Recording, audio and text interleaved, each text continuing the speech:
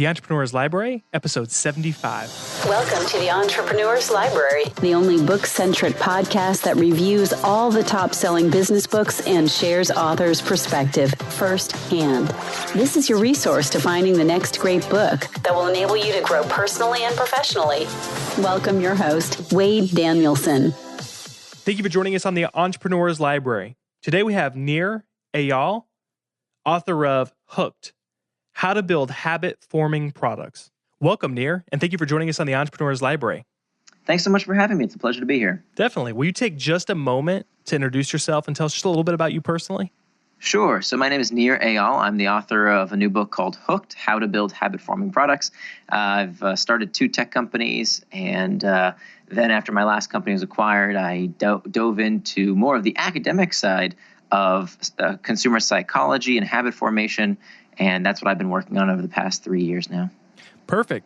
And thank you for sharing that. Now let's jump right into your book that you just brought up, Hooked, which was made available or will be made available on November 4th, 2014. And here we're going to move quickly, but we're going to cover the top questions that our listener/reader would love to get answered before they purchase the book. And the first one is, what was the inspiration behind writing Hooked?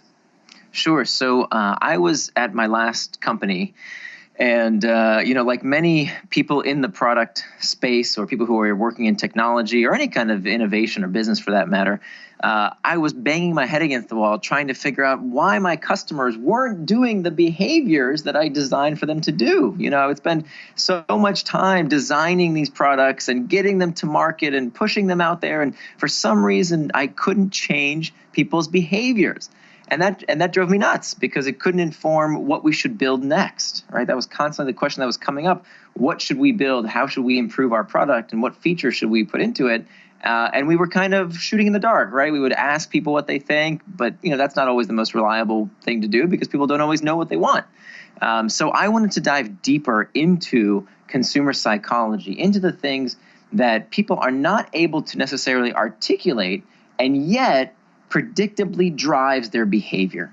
And so I couldn't find that book out there that told me what resources and tools and techniques I could use to figure out what I should build into my product. How could I use consumer psychology to build better goods and services? And so that's why I wrote Hooked.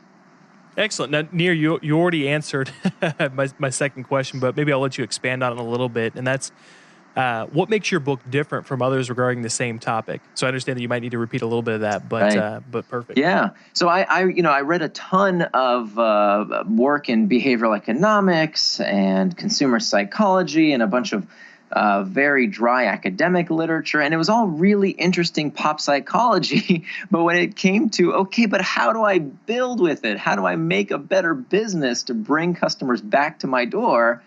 I didn't find that book. And so literally I wrote this book because it was the book I wanted to read. And I was out there looking for answers to my questions that stumped me. And that's really, I think, what's different about this is that, I read a lot of business books. I love business books. But most of them, frankly, you get to the first chapter and you kind of got the idea in the summary chapter. But that's not the kind of book I wanted to write. When a reader comes up to me and says, I finished your book, it's a huge compliment because I know most business books, people can't get to the end. And so I made the book super actionable. I know that entrepreneurs are short on time, so I give them these summaries at the end of every chapter. And not only that, I provide actionable steps. Here's what you should do first, second, third to make your product something that people engage with frequently and to bring those customers coming back. Because frankly, I was an entrepreneur twice, and many times I just want the author to cut to the chase, to tell me what to do. Don't tell me these long, elaborate stories. Give me actionable insights. And so that's really what I wanted to pack into this book. With that last part that you just said, would you suggest that this is a book, though, that they should read all the way through? Or can they, if they're the kind of person that's, hey, cut to the chase? Or did you create your book? My main question is, how do you want the reader to engage with the book? Is this one they should read from beginning to end? Or is this one they should go in and cherry pick information out based on what they need at that moment? So there's a few ways. If you're working on the kind of product that requires repeat engagement, that you need people to keep coming back to form these habits with your product, then you need to have the complete hook, what I call in my book the hook, which is this 4-step process to creating customer habits. However, even if you're not building the kind of product that people use time and time again, even if it's a one-time use product or service, there's still a lot you can learn from consumer psychology by understanding these deeper reasons that people do what they do.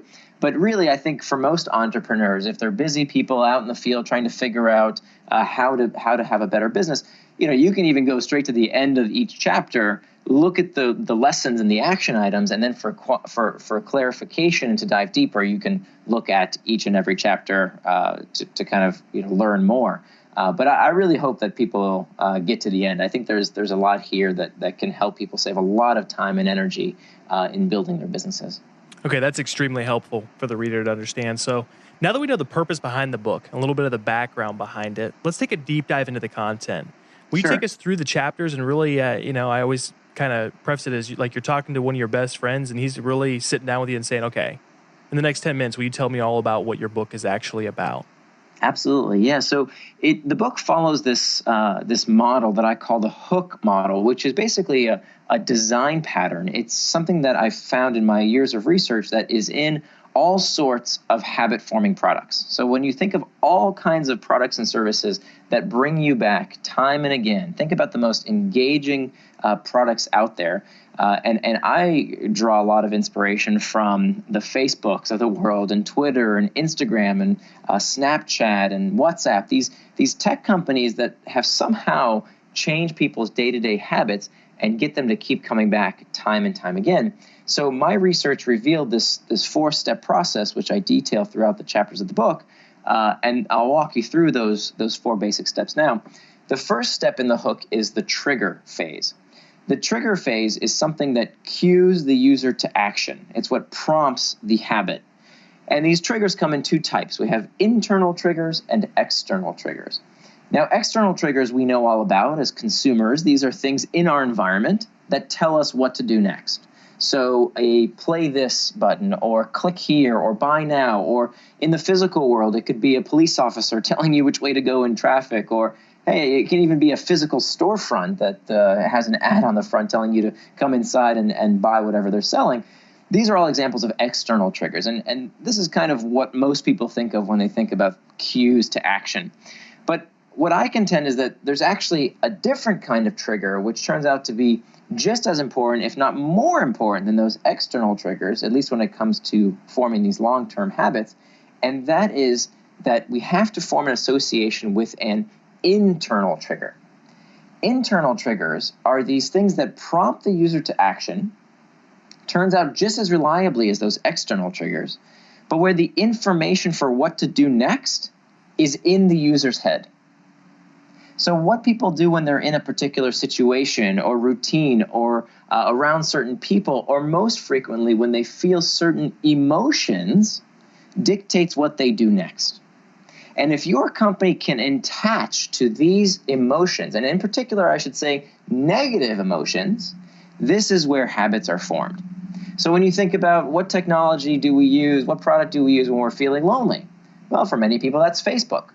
What do we do when we're uncertain about pretty much anything? Before we actually scan our brains, we Google it. And what about when we're bored? Well, there's lots of solutions for this internal trigger of boredom. We go on YouTube, we check sports scores, we look at stock prices, we check the news. Lots of internal triggers for lots of products to satiate this internal trigger of boredom. So it's absolutely critical that if you want to build a habit-forming product, you have to figure out what that internal trigger is. So that's the summary of one chapter of the book around triggers. The next step of the hook is the action phase. The action phase is the simplest behavior that the user does in anticipation of a reward. The simplest thing that the user does in anticipation of a reward. So something as easy as clicking on a play button on YouTube, or searching on Google, or scrolling through Pinterest, for example. These are the simplest actions that the user can do in anticipation of a reward. And there's lessons here from consumer psychology and around what drives user behavior that can apply to all sorts of business. Principally, that if you can make a behavior easier to do, you are more likely to get that behavior to occur. And this comes out of the work of a psychologist at Stanford by the name of B.J. Fogg, and there was others before him, like Lewin's equation, that kind of breaks down the science of how to get people to do certain things by making certain behaviors easier to do. And so there's a lot of explanation around how you can drive user behavior using motivation and ability to increase the behavior, and so I detail that. Then the next chapter is about variable rewards, that it turns out that at the heart of all sorts of habit-forming products, you will find a variable reward. That there's some kind of reward, something that's given to the user, the reason the user comes in the first place, to scratch their itch, but there's also some bit of mystery. There's some kind of variability involved. And this comes out of the classic work of B.F. Skinner. Many listeners might remember Skinner from their Psych 101 class. He was the father of operant conditioning, and he did these very famous experiments with pigeons where he put these pigeons in little cages, and he gave them a lever to press on. And every time they pressed on this lever, they would get a food pellet. And so at first, the pigeons would click on the lever whenever they were hungry. But then Skinner did something a little bit different. He introduced what's called an intermittent reward. So sometimes the pigeons would click on the lever, and sometimes the food pellet would come out, sometimes it wouldn't. And that bit of mystery, that bit of variability, turned out to increase the behavior. And we find in all sorts of habit-forming products, the ones that are most engaging, the ones that capture our attention and can't seem to let go, we find this element of mystery, variability. And so I detail these three critical types of variable rewards found in all sorts of habit-forming products, both online and offline. And then finally, the last step of the hook is the investment phase. And it's the part of the hook that I find most companies neglect, as well as where there's the most room for growth and opportunity. And it turns out the investment phase is absolutely critical in bringing users back. And it's defined as the step where the user does a bit of work to increase the likelihood of them returning. So they put either data or content, or they accrue followers or skill, or something that they put into the product to increase their likelihood of returning. And so I detail how you can ask people to invest in the product so that they can come back in the future, whereas the product gets better the more it's used. And that's a critical characteristic of these habit-forming products. And then at the end of the book, I give some case studies. I profile an app that's one of the most successful apps in the world, though if you're not a regular churchgoer, you probably don't know it. It's called the Bible app. It's an incredibly successful app, and I detail how this app uses the principles of consumer psychology that I detail in the book to keep people coming back to use the app. And then I also talk about the morality of manipulation.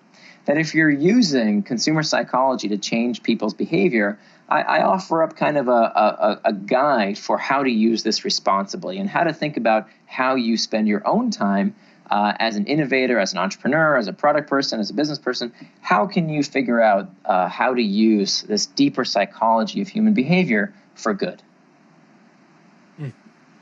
Yeah, that was a great summary, review, whatever you want to call it, of your book. So I appreciate you sharing that.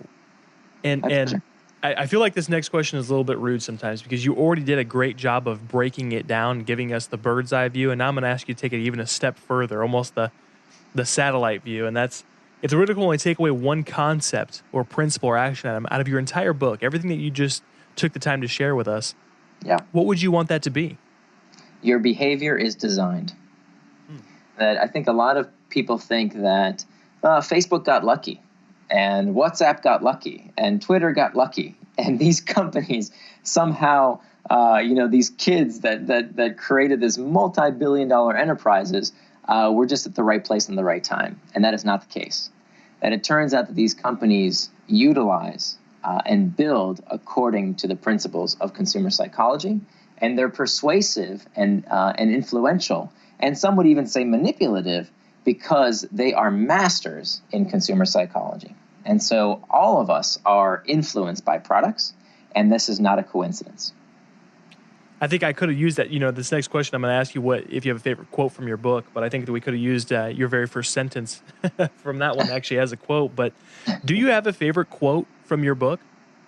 So I'll actually give you a quote, not from me, but from Matt Mulweg, who's the founder of WordPress, which is the largest blogging platform in the world. Matt said that Hooked gives you the blueprint for the next generation of products. Read Hooked, or the company that replaces you will. And, I happen to agree with Matt there, because I think that understanding consumer psychology is kind of the secret weapon of the next generation of companies, that understanding how to change user behavior in ways that users may not be able to articulate themselves is a really important skill. And so that's what I want entrepreneurs, designers, business people to understand, is that there's more to human behavior than just what's on the surface. If there was only one book you could recommend based on the way that it's impacted your life, what would that be? One book I really liked that I think influenced my writing a good deal is Paul Graham's Hackers and Painters. I think he does just a beautiful job of showing what persuasive writing looks like for a business audience. It tackles this kind of deeper thinking around innovation, which I really enjoyed. So that's a book I'd recommend that I really like. Nir, before we depart, can you recommend the best way for our listeners to get more information on you and your book, Hooked? So thank you, Wade. I would love readers to learn more about my book. They can find it on Amazon. Again, the title is Hooked: How to Build Habit-Forming Products. But I also have some special offers for your listeners. If you go to hookmodel.com, that's HOOKMODEL, hookmodel.com, there's a whole bundle of content that I'm giving, bonus content that's videos and workbooks and some other ebooks that I'm providing along with. Anyone who orders the book can receive this fantastic habits book bundle. So definitely go check out hookmodel.com. And then my personal blog is nirandfar.com, but Nir is spelled like my first name, so it's NIR and far.com. Thank you so much for coming on today and sharing your book with us. Thank you very much, Wade, for having me on the show. It was a real pleasure. Thanks again for listening in today. If you would like to get your hands on Hooked or any of the other resources mentioned by Nir, just look at the show notes at the elpodcast.com. Looking for your next book idea? Head over to the elpodcast.com, where Wade shares his amazing resource, the top 10 business books recommended by over 500 entrepreneurs, with you for free. That's the elpodcast.com. Till the next time, keep it on the EL.